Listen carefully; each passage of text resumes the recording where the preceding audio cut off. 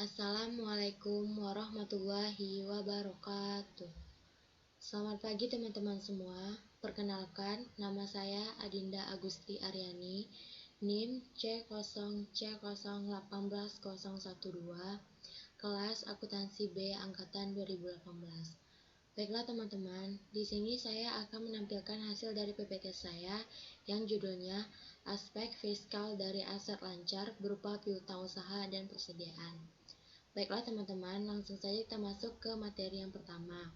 Mohon disimak ya. Yang pertama yaitu konsep pajak PPN yang timbul dari piutang. Piutang pajak merupakan hal yang wajib dilunasi oleh wajib pajak dalam periode berjalan tahun berikutnya, sehingga tidak ada piutang pajak yang melampaui satu periode berikutnya. Maka dari itu, piutang pajak disajikan dalam neraca laporan keuangan pemerintah pusat sebagai aset lancar. Piutang pajak diakui pada saat diterbitkannya surat ketetapan pajak atau surat tagihan pajak dan telah dilaksanakan proses penagihannya. Pengakuan piutang pajak ini disebabkan adanya potensi pendapatan negara yang ditentukan oleh peraturan perundang-undangan sesuai dengan Undang-Undang KUP nomor 29 tahun 2007. Selanjutnya yaitu dasar hukum penghapusan hutang pajak. Berdasarkan proses penagihan piutang pajak dalam Undang-Undang Nomor 2008 Tahun 2007, diatur beberapa hal sebagai berikut. A. Hak untuk melakukan penagihan piutang pajak termasuk bunga, denda, kenaikan dan biaya penagihan pajak dinyatakan kadaluarsa setelah melampaui waktu 5 tahun terhitung sejak penerbitan surat tagihan pajak, surat ketetapan pajak kurang bayar, serta surat ketetapan pajak kurang bayar tambahan, dan surat keputusan pembetulan, surat keputusan keberatan, putusan banding, serta putusan peninjauan kembali. B. Kedaluarsa penagihan pajak sebagaimana dimaksud dalam ayat 1 tertangguh apabila diterbitkan surat pajak dan dilakukan penyidikan tindak pidana di bidang perpajakan penghapusan piutang pajak. Selanjutnya yaitu penghapusan piutang pajak. Penghapusan piutang pajak.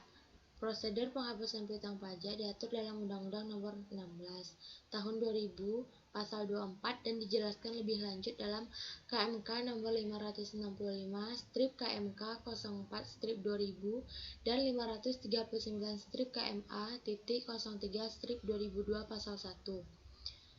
Yang ketiga yaitu piutang pajak yang dihapuskan adalah piutang pajak yang jumlahnya masih harus ditagih sebagaimana tercantum dalam STP, SKPKB, SKPKBT yang meliputi pokok pajak kenaikan bunga dan denda.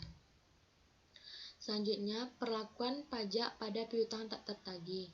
Dalam menyebut piutang tak tertagih, istilah yang digunakan oleh Undang-Undang PPH adalah piutang yang nyata-nyata tidak dapat ditagih. Secara definisi, piutang yang nyata-nyata tidak dapat ditagih adalah piutang yang timbul dari transaksi bisnis yang wajar sesuai dengan bidang usahanya, yang nyata-nyata tidak dapat ditagih meskipun telah dilakukan upaya-upaya penagihan yang maksimal atau terakhir oleh wajib pajak.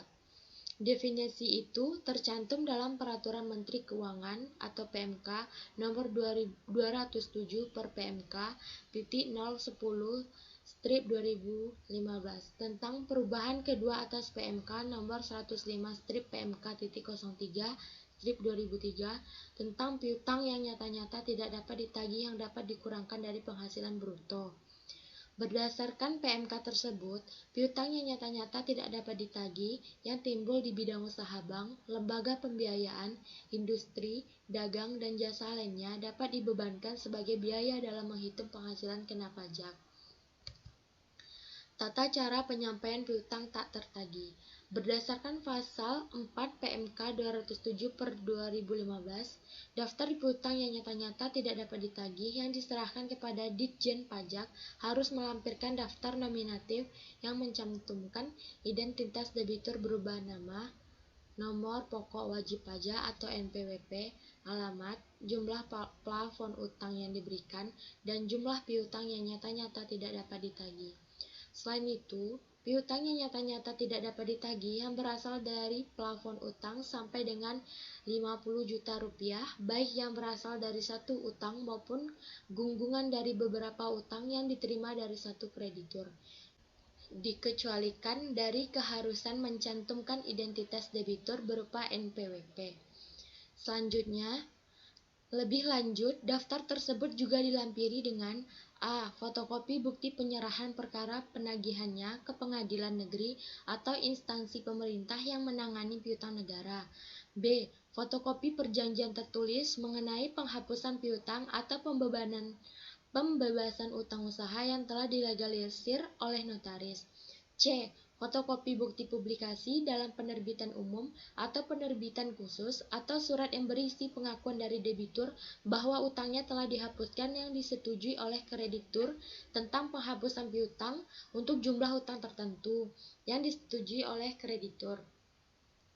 Daftar dan lampiran di atas harus disampaikan bersamaan dengan penyampaian surat pemberitahuan atau SPT tahunan. Selanjutnya, perlakuan pajak pada persediaan. Ketika beberapa persediaan yang dimiliki oleh entitas seperti bahan makanan, obat-obatan, dan persediaan lainnya mengalami kerusakan, sehingga persediaan tersebut tidak dapat dijual lagi kepada calon pelanggan, maka entitas harus menurunkan nilai persediaan menjadi nilai realisasi neto untuk mengakui kerugian ini. Dampak akibat dari pengakuan kerugian ini akan membutuhkan sebuah pertimbangan dalam pembebanan untuk menentukan besarnya penghasilan kena pajak dan perlakuan atas PPN masukan yang telah dikreditkan karena tidak adanya penyerahan barang kena pajak akibat kerusakan persediaan yang terjadi. Kerusakan persediaan yang terjadi mengakibatkan tidak adanya peristiwa penyerahan barang kena pajak atas unit persediaan tersebut.